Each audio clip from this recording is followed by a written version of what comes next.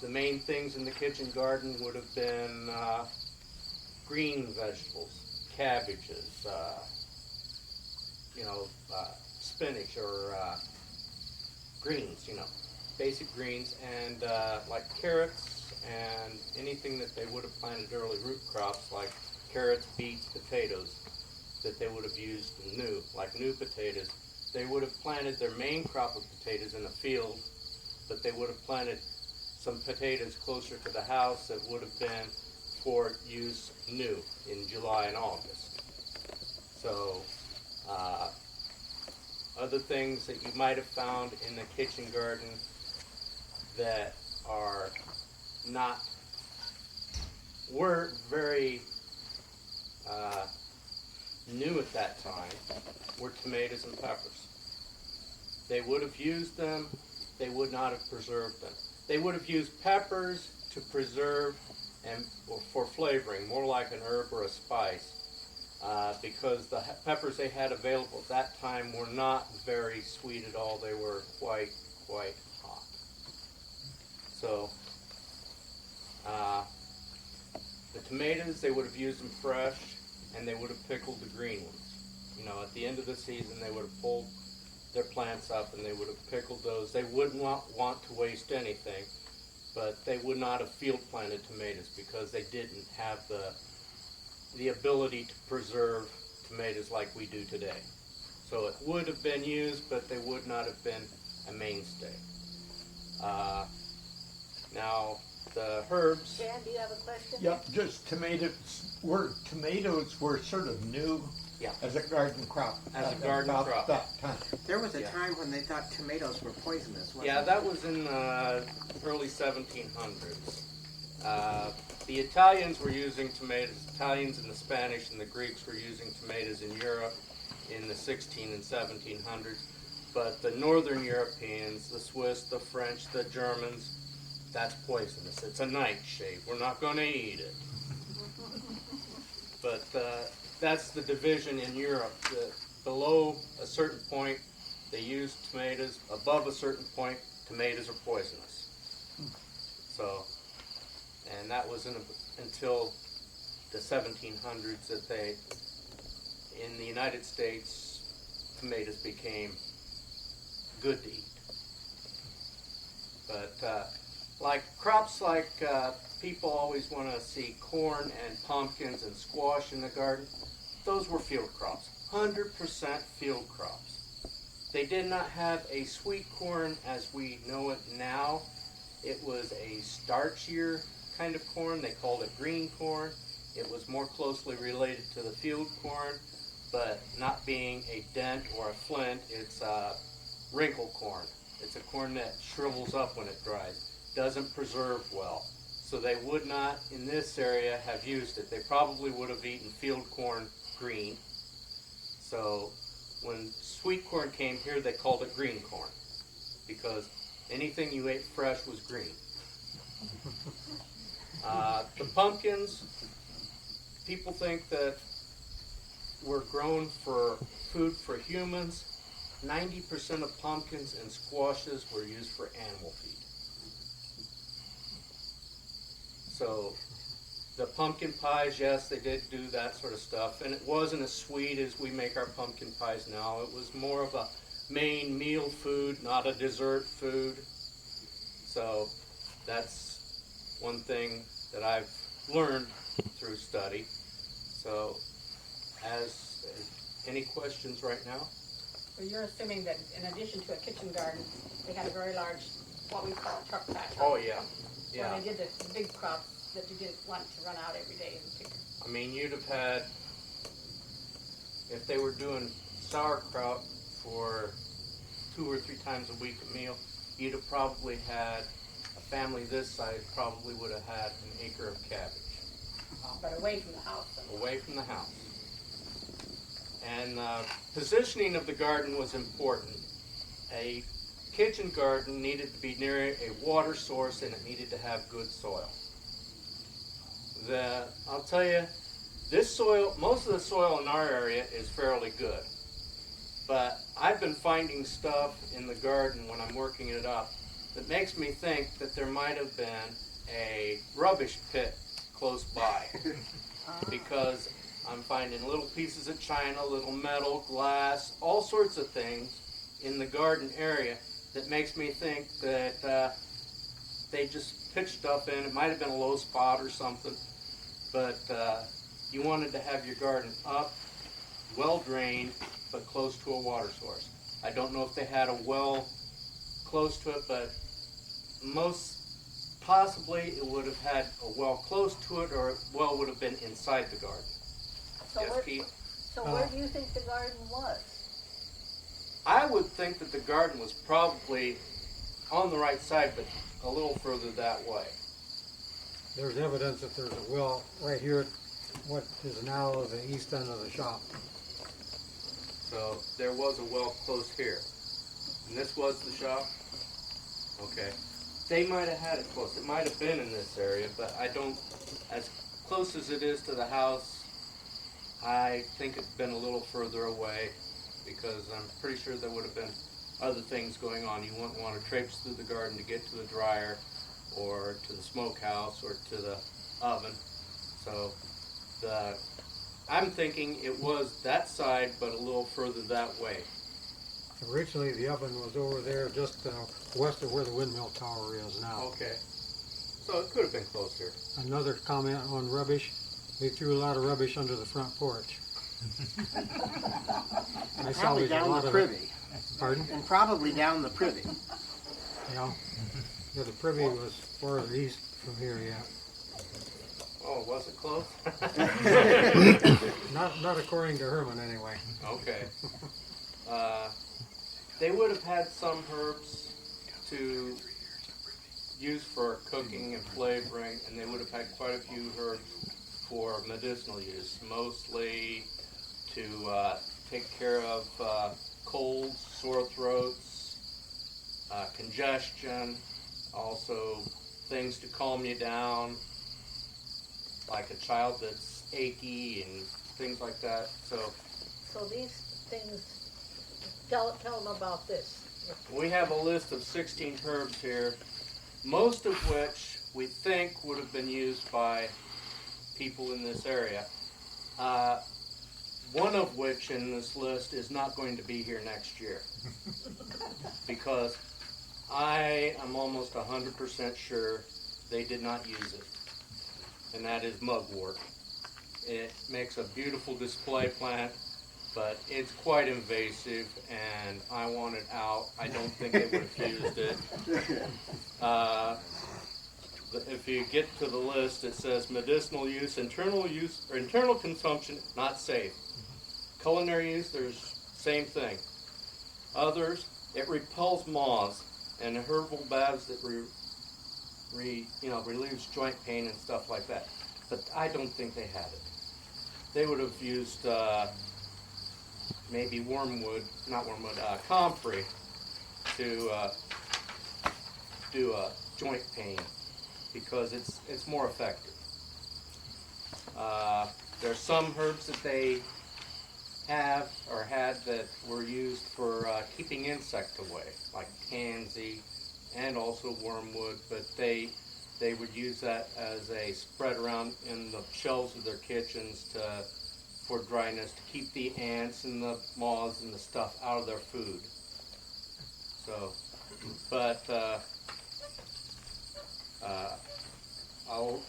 main things that they would have had sage, they would have had thyme. I'm not sure they had oregano, but it was available then.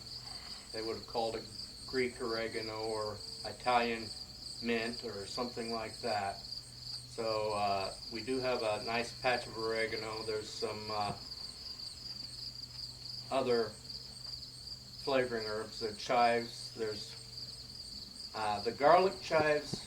I'm not sure yet whether they would have had that.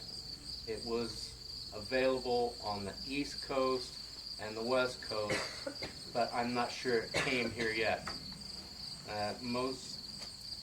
Mostly because it was an Oriental herb. So this I have 5 copies Yeah. of these herbs, and I will make more so that each of you gets one. The things that we have listed is sage, horehound, hyssop. I think they would have had hyssop. It's mentioned in the Bible several times, so they would have used that simply because it was biblical, available, and it was good to use. What is that? What's it for? They Hyssop? used it medicinally for bronchitis, sore throats. It's oil, now they know, is antibacterial, so any infection in the throat, if they were taking hyssop, would have been pretty much taken care of. I mean, similar to garlic. I mean, garlic has antibiotic, and garlic's not on the list. So, its culinary use, they could have used it in poultry or lamb dishes. It's sort of minty, but it has a skunky smell to it if you ever smell it.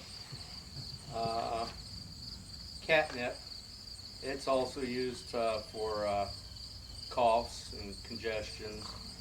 It's also used to make teas. It's got a nice flavor. Tansy would have been totally used for insect repellent. Let me just ask a trivia question. How effective were the insect repellents, ant repellents, and also? They were constantly cutting fresh green, so they would be using it all the time. It is a good insect repellent. It does do the job if you're constantly maintaining, putting stuff in, and they would have been doing that. It was a popular chewing herb in England, which they put it on floors of where the sick people were. So with walking through, you wouldn't smell that smell. And they did use it as a dye plant. I mean, it was not as common as celandine or woad, but they could have used it for a dye. Peony, I did a little, when I saw peonies here, I didn't know whether they would have used it, and the more I look at it, they would have used the roots of peony for antispasmodics, for purgative, laxative, because you got something inside you want to get it out. There's no culinary uses for peonies. Comfrey.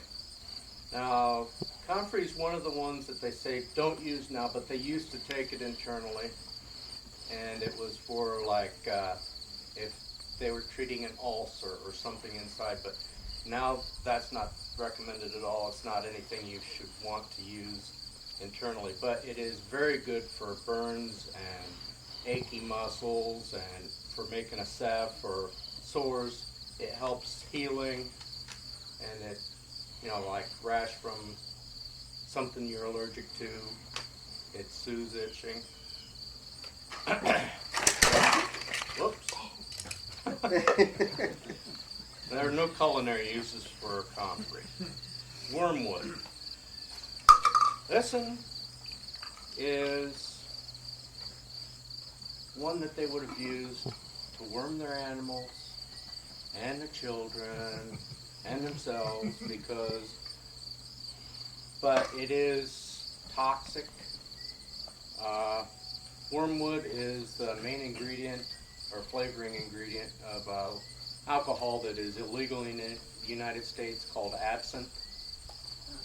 It's slightly narcotic. Right here it says culinary, no internal uses. Medicinal, used as a local anesthetic for rheumatism or neuralgia or arthritis. But they used it for more mundane uses, to take care of that critter in your intestines. Hops. Hops, you think about hops, you think about beer. And they did use hops for flavoring beer, but also it was used medicinally.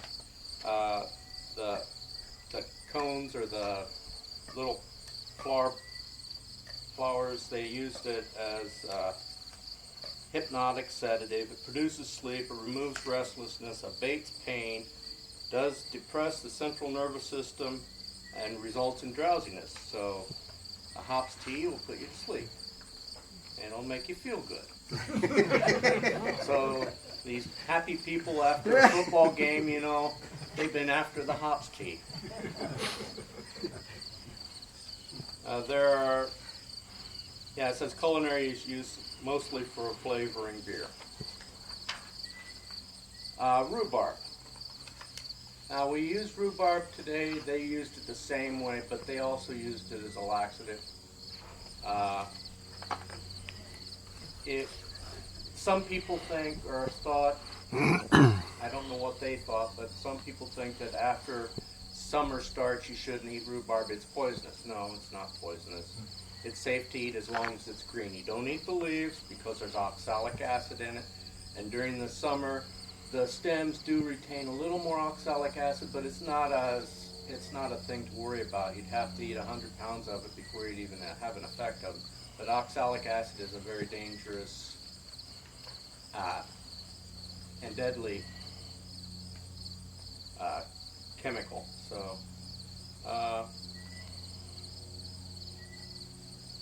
soapwort. They may have used soapwort. I don't know. They would have used it as maybe doing lemons, you know, the fine claws or something like that had to be delicate that they couldn't use lye soap on.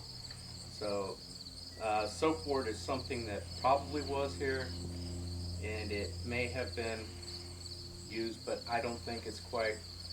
The planting we have is too big for what I think they would have used. Yarrow. Yarrow is nice, healing. It stops bleeding. It's a clotter. Would that be applied to the leaves to the wound? We have lamb's ear back here. I'm not sure that they would have used lamb's ear. They would have probably used yarrow before they would have used lamb's ear. Lamb's ear does clot blood too, but the active ingredients alkaloid causes faster blood clotting, and the volatile oil is anti-inflammatory. It has flavonoids, antispasmodic, and salicylic acid, which is aspirin. So they would have used it for a fever reducer. So it's a quite nice plant. And there are no culinary uses for it. The herbs found in Neanderthal burial graves are graves 60,000 years old. So, woad. Woad is a dye plant. It's blue for making blue dye. The Scottish warriors painted their faces blue with it. If you saw Braveheart, woad is what they used. But it does have medicinal use. You can use a poultice to help wounds stop bleeding. But around here, they would have used it for dye. Fennel. My bane this year. Oh my gosh. When we got here to this garden, I says, yeah, we can do it. I walked past it. Oh my gosh. The fennel herb went clear across the garden. I mean, I like fennel, but whoa.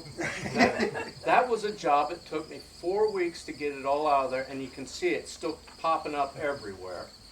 But fennel, they would have used it as a plant for the stems that has that licorice flavor. They could have used it in salads or soups or however. The whole plant is edible, root to seed.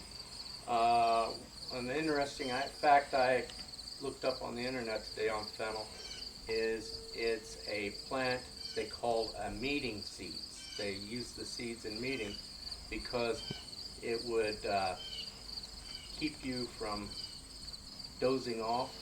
Chew the seeds, that anise flavor. It would also, you know how long some prayer meetings can get, and so they would have those in their pocket.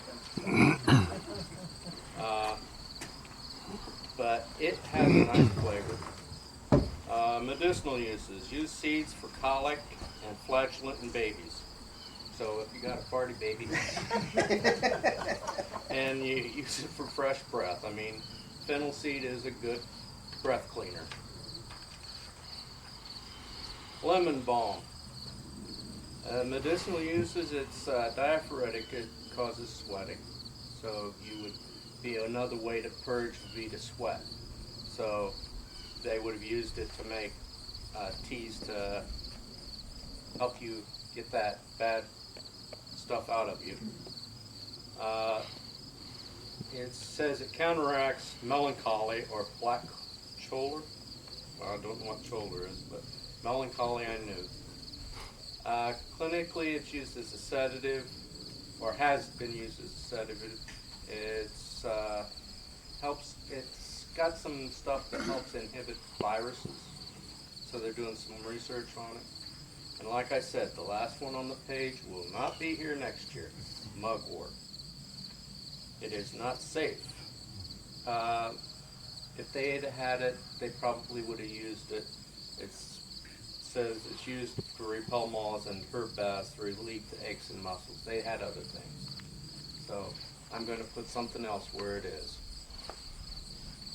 Now, do we want to walk through the garden? Do you have any questions? We can't take too much more time because Okay. we've got some other things to cover. Okay, I have some There's some questions. questions. Some time for questions. Let's take a little time for questions. Right. I had some questions that Ivan sent me, and he says, how was the garden chosen or located? I covered that. Did people have more than one garden? Yes, they had more than one garden. They had the herb garden. They would have had maybe 2 herb gardens if they were extensively knowledgeable. They would have had a kitchen herb garden and a medicinal herb garden. They would have been separated. Not to say that they wouldn't use some of the kitchen herbs interchangeably. Like sage, it's very good. Where did they obtain their seeds? There were catalogs then. So that's one thing that they did have a catalog system. The mail system was fairly good and decent. And they probably got stuff faster than we did. So they would have been able to have gotten seeds through the catalog. But they probably did bring some seeds themselves that they knew that they wanted to bring. But I don't know what they brought. I don't have any record. I don't have any way to know what they brought with them. This is all subjective. What types of plants were most often planted and for what purposes? Well, I think we covered that, but they would have been more interested in the root crops and the greens, whereas they would have had wheat, barley, and oats they could have used for their starches. They would have, interchanged any one of those, but the main thing for the kitchen garden was to have stuff to be used fresh daily.